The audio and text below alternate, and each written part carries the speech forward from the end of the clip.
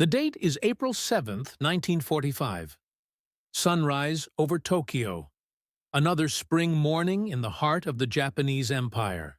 The sprawling city below awakens to the distant drone of air raid sirens, a sound that has become as familiar as the morning bells. For 3 years now, the Americans have been bombing Japan from their massive B-29 superfortresses, silver giants that fly too high for most interceptors to reach. But today would be different. Today, the sky over Tokyo would witness something the Japanese defenders thought impossible, something that would change everything. 750 miles to the south, on a tiny volcanic island barely 2 miles wide, 119 young American pilots are climbing into the cockpits of their P-51 Mustangs. The island is Iwo Jima, recently captured after one of the bloodiest battles in Marine Corps history. The black volcanic sand still conceals the bodies of Japanese soldiers who refused to surrender. Just days ago, these very airfields were under enemy control. Now, they're about to become the launching pad for the longest fighter mission ever attempted over water. Major James Tapp checks his instruments one last time. The cramped cockpit of his P-51D, nicknamed Margaret IV after his wife back home, feels smaller than usual. Beneath his wings hang two massive 165-gallon drop tanks, each one adding a full ton to his aircraft's weight. The Mustang, normally a graceful thoroughbred of the sky, sits heavy on its landing gear, pregnant with fuel. Tapp knows the math. 7.5 hours in this seat. No second chances. No margin for error. If something goes wrong over Japan, the cold Pacific waits below, indifferent and unforgiving. Next to him, Captain Robert Moore of the 45th Fighter Squadron tightens his oxygen mask. Moore has been in theater for months, flying with the 14th Fighter Group, but he hasn't scored a single kill yet. The waiting, the training, the endless escort missions that never saw combat. All of it has been building to this moment. He doesn't know it yet, but in a few hours he'll down 2 Japanese fighters in just 45 seconds. For now, he's focused on not thinking about the distance. 750 miles, over open ocean, in a single-seat fighter with notoriously poor ditching characteristics. At 6:30 in the morning, the first Mustang roars down the runway, then another, and another. The sound is deafening, a symphony of Rolls-Royce Merlin engines, each one producing 1,695 horsepower, each one screaming defiance across the Pacific. The 15th Fighter Group and the 21st Fighter Group, 6 squadrons in total, 119 silver fighters rising into the dawn sky like a flock of predatory birds. Lieutenant E.L. Bright, a young pilot from Texas, watches the volcanic cone of Mount Suribachi fall away beneath him. Just weeks ago, Marines raised the American flag on that summit. Now that flag marks their way home, if they make it home. Bright tries not to think about the water. He focuses on formation, on staying tight with his flight leader, on the B-29 Navigator aircraft waiting 40 miles north at Kitajima. The B-29s are their lifeline. Without them, these fighters would be lost over the Pacific. The Mustangs are fitted with AN ARA-8 homing radios, a system the pilots call Uncle Dog. Turn the dial, listen for the steady tone between the Morse code letters U and D. Follow that tone to the bomber. Simple in theory, terrifying in practice when you're running on fumes with an empty ocean stretching in every direction. Major Harry Krim, commanding officer of the 531st Fighter Squadron, leads his formation north. Krim is different from most of the young pilots around him. He's a veteran, an old hand who flew P-38 Lightnings over Tunisia in 1943. He has 2,200 hours total flight time. But even for Krim, this mission is unprecedented. This isn't Europe, where emergency fields and friendly territory are never far away. This is the Pacific, where a dead engine means a cold grave. The Mustangs link up with their B-29 Pathfinder and settle into cruise power. the engines running at minimum settings to conserve every precious drop of fuel. Inside his cockpit, Tap runs the calculations in his head. Fuel consumption, distance remaining, wind speed. Everything has to be perfect. The lead fouling in the spark plugs has been a constant problem. Running the Merlin at low power for extended periods causes the plugs to fail. Already, mechanics back on Iwo are checking and changing plugs after every other mission. But out here, over the ocean, there are no mechanics. There's only you, your aircraft, and luck. 2 hours into the flight, they pass the first air-sea rescue station. A surfaced submarine sits below, covered by a B-29 Super Dumbo and a 4-ship fighter escort. The sight is reassuring. The military has learned from early disasters. Now there are 7 rescue stations strung along the route home, each one a potential lifeline for pilots who don't make it back. Submarines, destroyers, B-17s with deployable motorboats, even P-51s fitted with special life rafts. The Americans are good at logistics, good at stacking the odds in their favor. But the Pacific is vast, and men still die. 3 hours in, 4 hours. The pilots sit in their cramped cockpits, unable to stretch, unable to move. The physical strain is enormous. The mental strain is worse. Don't think about the water. Don't think about how far you are from land. Don't think about the fact that your fighter will sink like a stone if the engine quits. Just fly. Just maintain formation. Just keep breathing. Then, through the haze ahead, the coast of Japan appears. The B-29 Navigator aircraft circles at the rendezvous point while the Mustangs fly inland. And that's when the Japanese see them. For the first time, silver American fighters, hundreds of miles from their nearest base, flying over the sacred homeland of Japan. It's impossible. Everyone knows that American fighters don't have the range. The P-40s, the P-47s, they can barely escort bombers halfway to Japan. But these new aircraft, these Mustangs with their long-range drop tanks and efficient Merlin engines, have changed the equation. In the skies above Tokyo, pilots of the Imperial Japanese Army Air Force scramble to intercept. They come up in 1s and 2s, climbing hard, Nakajima Ki 84. Frank fighters, some of the best Japan has left. Fast, maneuverable, deadly in the hands of an experienced pilot. But these Japanese pilots are no longer experienced. The veterans, the men who fought at Pearl Harbor and Midway, are long dead. These are boys, teenagers with minimal training, thrown into cockpits and told to die for the Emperor. They attack the B-29 bomber stream singly, desperately, bravely. And the Mustangs are waiting. James Tapp rolls his P-51 into a diving turn, spots a Frank climbing below him, and opens fire. The 450 caliber machine guns in each wing, 2,400 rounds per minute of devastating firepower, tear into the Japanese fighter. The Frank explodes in a ball of fire. Tapp pulls up, scans for threats, and spots another. He's on it in seconds. 2 kills in minutes. He doesn't stop there. By the end of the day, Tapp will have 3 confirmed kills, making him the belle of the brawl. Robert Moore sees 2 Japanese fighters attacking a B-29. He dives, gets behind the first one, a Kai-61 Tony, and fires a short burst. The Tony disintegrates. 45 seconds later, the second fighter, a Kai-45 Nick, meets the same fate. 2 kills in less than a minute. Moore, who hasn't scored a single victory in months of combat, suddenly has 2. The long drought is over. Lieutenant Bright finds himself in the middle of a target-rich environment.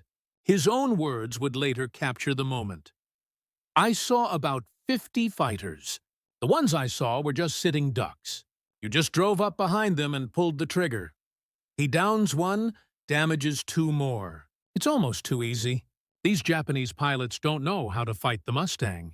They try to dogfight, to turn and twist in the air, using tactics that worked against slower American fighters.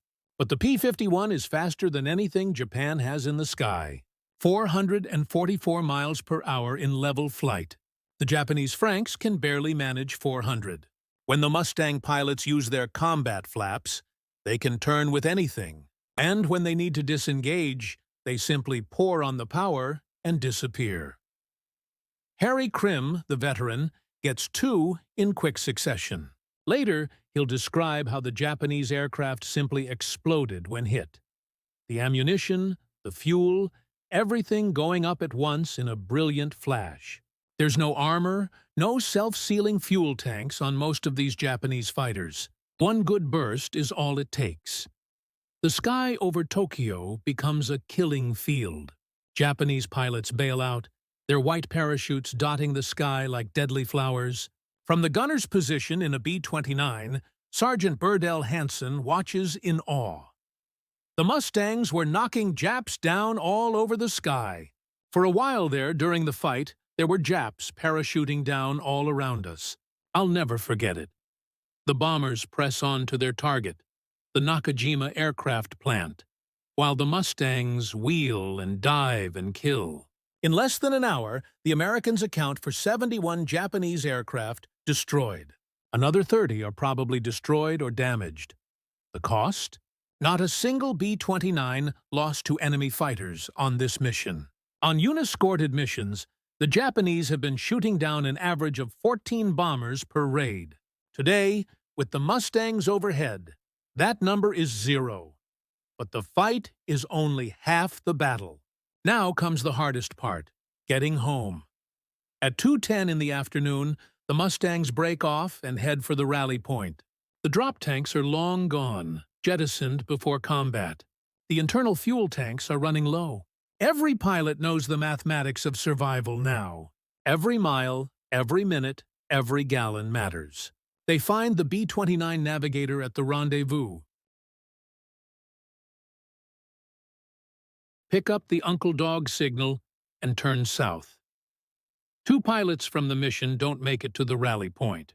They're last seen over Japan, low on fuel or damaged by ground fire. They vanish into the statistical columns, missing in action. Another pilot, his coolant system damaged by flak, nurses his dying Mustang halfway home before the engine seizes. He's forced to bail out between two air-sea rescue stations. His parachute is seen pulling him face down in the water. The rescue teams find nothing. One more name for the casualty lists. The rest fly on, the Merlin engines running rough now, spark plugs fouling, fuel gauges dropping toward empty. Some pilots are flying on fumes, literally. They listen to the engine note, waiting for the cough, the stutter, the terrible silence that means you're going swimming. The ocean below is cold this time of year. Even with a good parachute landing, even with a life raft, you have maybe an hour before hypothermia takes you. Maybe less. 5 hours after leaving Tokyo, the first Mustangs spot Mount Suribachi on the horizon. It's the most beautiful sight these men have ever seen. They drop onto the runway at Iwo Jima between 5 hours and 7:30 in the evening. One fighter, its hydraulic system shot away by flak, crashes on landing. The pilot walks away with minor injuries. Another lands with holes in the wingtip. 18 Mustangs don't make it home. 4 pilots are dead, but 101 return safely. And the mission is hailed as a complete success. In Tokyo, Japanese military commanders review the damage reports and know the truth. The war is entering its final phase. The Americans can now escort their bombers all the way to Japan and back. The homeland is no longer safe. The sacred airspace above the Emperor's palace can be violated with impunity. The psychological impact is devastating. If the Americans can send fighters this far, what else can they do? For the pilots of the 7th Fighter Command, this is only the beginning. Over the next 4 months, they will fly 51 very long-range missions to Japan. They will fly in weather that should have been impossible. Storms, icing, turbulence that breaks apart formations and kills men. On June 1st, the worst weather disaster of the Pacific War will claim 27 Mustangs and 24 pilots in a single mission when they fly into an unforecasted thunderstorm. But they will keep flying. They will learn to be more fuel efficient, extending their range to airfields north and east of Tokyo. They will develop new tactics, new techniques for finding hidden Japanese aircraft. They will strafe airfields, locomotives, ships, radar stations. They will destroy over 1,000 enemy aircraft on the ground and in the air. They will lose 157 fighters and 91 pilots. But they will also rescue 57 men who would have died at sea without the elaborate rescue network. By August, Japanese air power is effectively destroyed. The remaining aircraft are hidden in caves and revetments, dispersed throughout the country, hoarded for the final invasion that will never come. The last VLR mission flies on August 14, 1945, the final day of the war. A massive four-group strike, over 300 Mustangs in the air at once, hitting targets across Japan. The next day, the Emperor's voice crackles over radio waves throughout Japan, announcing surrender. James Tapp will end the war with 8 kills, the highest-scoring ace of the 15th Fighter Group. Robert Moore will finish with 12 victories, 11 of them achieved on VLR missions, making him the leading very long-range ace of the war. Harry Krim will be credited with 6 kills, the only ace of the 21st Fighter Group. These men and thousands like them will come home, return to families and farms and factories, and spend the rest of their lives remembering what it felt like to fly 7.5 hours over open ocean to fight for freedom in the skies above.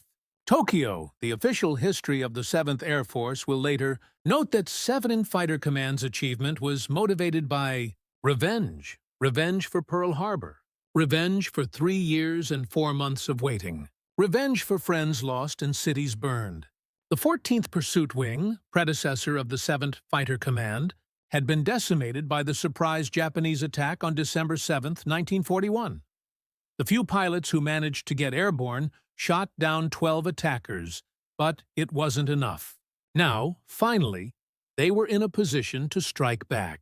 Directly at the Japanese homeland, the military historians will write that each VLR mission would have had the stature of a legend, if it had been a single mission rather than part of a continuing series. But for the men who flew them, these missions were simply duty. Duty performed in cramped cockpits, in hostile skies, over an unforgiving ocean, with courage that never wavered, and skill that only improved with each sortie. The Japanese pilots never expected 444 mile-per-hour Mustangs to appear over Tokyo with drop tanks. They never imagined that American fighters could fly so far, fight so hard, and still make it home. But on April 7, 1945, the impossible became reality. And from that day forward, the skies over Japan belonged to the Americans. The volcanic island of Iwo Jima, purchased with the blood of nearly 7,000 Marines, became the most important airbase in the Pacific, not just for the 2,400 B-29s that made emergency landings there, each one representing 10 lives saved, 10 families that wouldn't receive death telegrams, but also for the fighters, the Mustangs that proved a single-seat aircraft could project American power across unprecedented distances. When the veterans returned home and someone asked them what they did in the war, many of them would simply say they flew fighters in the Pacific. They wouldn't talk about the fear, the exhaustion, the friends who went into the ocean and never came up. They wouldn't talk about the Japanese pilots, barely older than children, dying in flames over their own homeland. They wouldn't talk about the mathematics of fuel consumption and survival, or the terrible weight of flying for hours with nothing but water below and enemy territory ahead. But sometimes, late at night, they would remember the sound of the Merlin engine running rough, the sight of Mount Suribachi appearing on the horizon, and the overwhelming relief of feeling their wheels touch down on that black volcanic sand. They would remember what it meant to push beyond limits, to accomplish missions that seemed impossible, to be part of something larger than themselves. The P-51 Mustang, with its distinctive profile and powerful Merlin engine, would become one of the most iconic aircraft of World War II. But for the men of the 70th Fighter Command, it was more than an icon. It was a lifeline, a weapon, and a promise. The promise that they could reach out across vast distances and strike at the heart of tyranny. The promise that courage and skill, combined with American industrial might, could overcome any obstacle. On that spring morning in April 1945, when 119 Mustangs lifted off from Iwo Jima, they carried more than bombs and bullets. They carried the hopes of a nation at war, the grief of Pearl Harbor, and the determination to see the fight through to its end. And when they appeared in the skies over Tokyo, silver birds of prey with white stars on their wings, they delivered a message the Japanese could not ignore. There was nowhere left to hide, nowhere left to run. The war was coming to its inevitable conclusion, and American fighters would light the way. This is the story of the mission that changed everything. The mission where Japanese pilots, confident in their homeland's invincibility, looked up and saw the impossible. The mission that proved the Pacific, for all its vast distances and hostile waters, could no longer protect the Japanese Empire from the consequences of December 7, 1941. This is the story of 444-mile-per-hour Mustangs appearing over Tokyo with drop tanks, and the brave men who flew them into history.